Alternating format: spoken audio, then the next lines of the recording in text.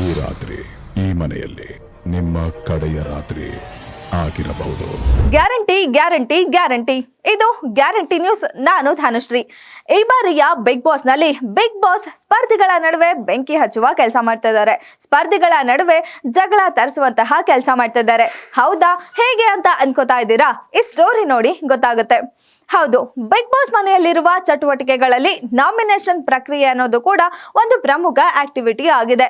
ವಾರ ಪೂರ್ತಿ ಸ್ಪರ್ಧಿಗಳು ಏನ್ ಪರ್ಫಾರ್ಮೆನ್ಸ್ ಮಾಡಿರ್ತಾರೆ ಅದರ ಆಧಾರದ ಮೇಲೆ ವಾರದ ಕೊನೆಯಲ್ಲಿ ಒಬ್ಬೊಬ್ಬ ಸ್ಪರ್ಧಿಗಳೇ ಬಂದು ಆ ವಾರ ಯಾರು ಸರಿಯಾಗಿ ಪರ್ಫಾರ್ಮೆನ್ಸ್ ಮಾಡಿಲ್ಲ, ಯಾರ ವ್ಯಕ್ತಿತ್ವ ಸರಿ ಇರಲಿಲ್ಲ, ಯಾರ ನಡವಳಿಕೆ ಸರಿ ಇರಲಿಲ್ಲ, ಯಾರಿಂದ ಹೆಚ್ಚು ತಪ್ಪಾಗಿದೆ, ಈ ಎಲ್ಲದನ್ನ ಲೆಕ್ಕಾಚಾರ ಮಾಡಿ ಯಾರು ಬಿಗ್ ಬಾಸ್ ಮನೆಯಲ್ಲಿ ಇರೋಕೆ ಅರ್ಹತೆ ಇಲ್ಲ, ಆ ವಾರ ಯಾರು ಬಿಗ್ ಬಾಸ್ ಮನೆಯಿಂದ ಆಚೆ ಹೋಗ್ಬೇಕು ಅಂತ ನಾಮಿನೇಟ್ ಮಾಡ್ತಾರೆ. ಎಲ್ಲ ಸ್ಪರ್ಧಿಗಳು ಬಂದು ತಾವು ನಾಮಿನೇಟ್ ಮಾಡುವ ಸ್ಪರ್ಧಿಯ ಹೆಸರನ್ನ ಹೇಳಿ ಅದಕ್ಕೆ ಸೂಕ್ತ ಕಾರಣವನ್ನ ಹೇಳ್ಬೇಕಾಗಿರುತ್ತೆ. ಇದೆಲ್ಲ ಕೂಡ ಕಳೆದ ಎಲ್ಲಾ ಸೀಸನ್ ನಲ್ಲೂ ನಡ್ಕೊಂಡ್ ಬಂದಿರೋ ನಾಮಿನೇಷನ್ ಪ್ರಕ್ರಿಯೆ ಆಗಿದೆ. ಆದ್ರೆ ಇದರಲ್ಲಿ ಏನು ವ್ಯತ್ಯಾಸ ಅಂತ ನೋಡೋದಾದ್ರೆ, ಕಳೆದ ಎಲ್ಲಾ ಸೀಸನ್ ಗಳಲ್ಲೂ ಈ ನಾಮಿನೇಷನ್ ಪ್ರಕ್ರಿಯೆಯನ್ನ ಕನ್ಫೆಷನ್ ರೂಮ್ ಅಲ್ಲಿ ಮಾಡ್ತಾ ಇದ್ರು. ಒಬ್ಬೊಬ್ಬ ಸ್ಪರ್ಧಿಗಳ ಹೆಸರನ್ನೇ ಕೂಗಿ ಕನ್ಫೆಷನ್ ರೂಮ್ ಅಲ್ಲಿ ಅವರು ನಾಮಿನೇಟ್ ಮಾಡುವ ಸ್ಪರ್ಧಿಯ ಹೆಸರನ್ನ ತಿಳಿಸಿ ಹಾಗೆ ಅದಕ್ಕೆ ಸೂಕ್ತ ಕಾರಣವನ್ನ ಹೇಳ್ಬೇಕಾಗಿತ್ತು. ಇದು ಬೇರೆ ಯಾವ ಸ್ಪರ್ಧಿಗೂ ಕೂಡ ತಿಳಿತಾ ಇರಲಿಲ್ಲ. ಹಾಗೆ ಇದರ ಬಗ್ಗೆ ಹೊರಗೆ ಬಂದು ಡಿಸ್ಕಷನ್ ಕೂಡ ಮಾಡೋ ತರ ಇರಲಿಲ್ಲ. ಆದ್ರೆ ಈ ಬಾರಿಯ ಬಿಗ್ ಬಾಸ್ ನಲ್ಲಿ ಬಹುತೇಕ ಎಲ್ಲ ನಾಮಿನೇಷನ್ ಪ್ರಕ್ರಿಯೆಯನ್ನ ಕೂಡ ಎಲ್ಲರಿಗೂ ತಿಳಿಯುವಂತೆ ಹೊರಗಡೆನೆ ಮಾಡಿದ್ದಾರೆ.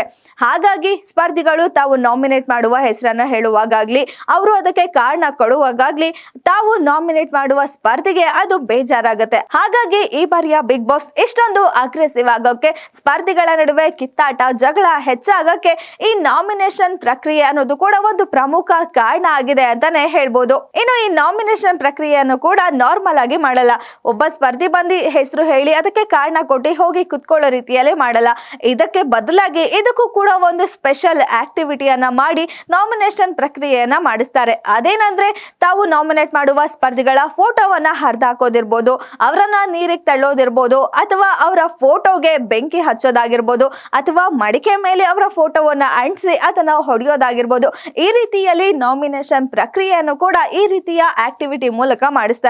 ಇದರಿಂದ ನಾಮಿನೇಟ್ ಆಗುವ ಸ್ಪರ್ಧಿಗೆ ಇನ್ನಷ್ಟು ಬೇಜಾರಾಗುತ್ತೆ. ತಮ್ಮ ಫೋಟೋ ಹರಿದಾಕೋದ್ರಿಂದ, ತಮ್ಮ ಫೋಟೋವನ್ನ ಮಡಿಕೆ ಹೊಡೆಯೋದ್ರಿಂದ ಈ ಎಲ್ಲದನ್ನ ನೋಡಿದಾಗ ಅವ್ರಿಗಿನ್ನು ಬೇಜಾರು ಅನ್ನೋದು ತುಂಬಾ ಹೆಚ್ಚಾಗುತ್ತೆ. ಇನ್ನು ನಾಮಿನೇಟ್ ಮಾಡಿರುವ ಸ್ಪರ್ಧಿ ಮೇಲೆ ಅವರ ಅಸಮಾಧಾನ ಕೂಡ ಹೆಚ್ಚಾಗ್ತಾ ಹೋಗುತ್ತೆ. ಹಾಗೆ ಈ ಬಾರಿಯ ನಾಮಿನೇಷನ್ ಪ್ರಕ್ರಿಯೆಯಲ್ಲಿ ನಾಮಿನೇಟ್ ಆದ ವ್ಯಕ್ತಿ ಅದಕ್ಕೆ ಪ್ರತಿವಾದ ಕೂಡ ಮಾಡಬಹುದಿತ್ತು, ತಮ್ಮನ್ನ ತಾವು ಸಮರ್ಥನೆ ಕೂಡ ಮಾಡ್ಕೋಬಹುದಿತ್ತು. ಇಂತಹ ಸಂದರ್ಭದಲ್ಲೂ ಕೂಡ ಅನೇಕ ಕಿತ್ತಾಟಗಳು ಜಗಳಗಳು ಹೆಚ್ಚಾಗಿ ನಡೀತಾ ಇದೆ. ಗೌತಮಿ ತ್ರಿವಿಕ್ರಮ್ ಅವರು ಟಾಸ್ ಬಿಟ್ಟು ಬೇರೆ ಎಲ್ಲಾದ್ರೂ ಕಾಣಿಸ್ಕೊಳ್ತಾರ ಅಂತ ನೋಡಿದ್ರೆ ತುಂಬಾ ಮಿನಿಮಮ್ ಅವ್ರನ್ನ ಅವ್ರು ಪ್ರೂವ್ ಮಾಡ್ಕೊಳ್ಳೋದಕ್ಕೆ ಆಗ್ಲಿಲ್ಲ. ಮಂಜಣ್ಣ ಅವ್ರ ಮನೆಯವ್ರು ಬಂದು ಹೇಳೋದ್ಮೇಲೆ ಬದಲಾವಣೆ ನೋಡ್ಬೋದು ಅನ್ನೋ ಎಕ್ಸ್ಪೆಕ್ಟ್ ಮಾಡಿದ್ವಿ. ಇಲ್ಲ, ಅದು ಉಲ್ಟಂ ಪಲ್ಟಾ ಆಯ್ತಾ ಹೋಯ್ತು. ಅವ್ರು ನಡ್ಕೊಳ್ಳೋ ನಡವಳಿಕೆಗಳು ಮನೇಲಿ ಕೆಲವೊಬ್ಬರಿಗೆ ಇಷ್ಟ ಆಗಲ್ಲ. ಇನ್ನು ನಿನ್ನೆ ಕೂಡ ಬಿಗ್ ಬಾಸ್ ಮನೆಯಲ್ಲಿ ಲಾಸ್ಟ್ ನಾಮಿನೇಷನ್ ಪ್ರಕ್ರಿಯೆ ಆಗಿದ್ದು, ಇದರಲ್ಲೂ ಕೂಡ ಸ್ಪರ್ಧಿಗಳ ನಡುವೆ ಕಿತ್ತಾಟ ಜಗಳ ಅನ್ನೋದು ತುಂಬಾ ಹೆಚ್ಚಾಗಿ ನಡೀತಾ ಇದೆ. ನಿನ್ನೆಯೂ ಕೂಡ ಸ್ಪರ್ಧಿಗಳ ಫೋಟೋಗಳಿಗೆ ಬೆಂಕಿ ಹಚ್ಚುವ ಮೂಲಕ ನಾಮಿನೇಷನ್ ಪ್ರಕ್ರಿಯೆಯನ್ನ ನಡೆಸಿದ್ದು. ಇದರಿಂದ ಸ್ಪರ್ಧಿಗಳು ನಾಮಿನೇಟ್ ಮಾಡಿದ್ರು ಅನ್ನೋ ಕೋಪ, ಬೇಜಾರು ಅವ್ರ ಮೇಲೆ ತುಂಬಾನೇ ಇರುತ್ತೆ. ಹಾಗಾಗಿ ಅವರ ಜೊತೆ ಜಗಳ ಮಾಡೋದಿರ್ಬೋದು, ಅವರನ್ನ ಮಾತಾಡಿಸ್ತಾ ಇರ್ಬೋದು, ಅವ್ರ ಮೇಲೆ ಅಸಮಾಧಾನ ಬೇಜಾರು ಮೂಡಿಸ್ಕೊಳ್ಳೋದಾಗಿರ್ಬೋದು, ಮುಂದೆ ಚೆನ್ನಾಗಿ ಮಾತಾಡಿದ್ರು ಹಿಂದೆ ಅವ್ರ ಬಗ್ಗೆ ತುಂಬಾನೇ ಬೇಜಾರನ್ನ ಹೇಳ್ಕೊಳ್ಳೋದಾಗಿರ್ಬೋದು. ಈ ರೀತಿಯ ತುಂಬಾ ಸನ್ನಿವೇಶಗಳು ಈ ಬಾರಿಯ ಬಿಗ್ ಬಾಸ್ ನಲ್ಲಿ ಹೆಚ್ಚಾಗಿ ನಡೀತಾ ಇದೆ.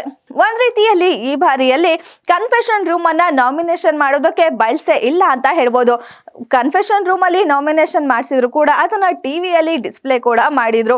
ಒಟ್ಟಿನಲ್ಲಿ ಈ ಬಾರಿಯ ನಾಮಿನೇಷನ್ ಪ್ರಕ್ರಿಯೆ ಎಲ್ಲ ಕೂಡ ಬಹಿರಂಗವಾಗಿಯೇ ಮಾಡಿದ್ದಾರೆ. ಇದರಿಂದ ಸ್ಪರ್ಧಿಗಳ ನಡುವೆ ಕಿತ್ತಾಟ ಜಗಳ ತುಂಬಾ ಜೋರಾಗಿನೇ ನಡೀತಾ ಇದೆ. ಈ ಬಾರಿ ಬಿಗ್ ಬಾಸ್ ಇಷ್ಟು ಅಗ್ರೆಸಿವ್ ಆಗಕ್ಕೆ ಇದು ಒಂದು ಪ್ರಮುಖ ಕಾರಣ ಅಂತಾನೆ ಹೇಳ್ಬೋದು. ಇನ್ನಷ್ಟು ಸುದ್ದಿಗಳಿಗಾಗಿ ನೋಡ್ತಾ ಇರಿ ಗ್ಯಾರಂಟಿ ನ್ಯೂಸ್. ಸುದ್ದಿ ಖಚಿತ, ನ್ಯಾಯ ನಿಶ್ಚಿತ. ಗ್ಯಾರಂಟಿ ನ್ಯೂಸ್, ಸುದ್ದಿ ಖಚಿತ, ನ್ಯಾಯ ನಿಶ್ಚಿತ.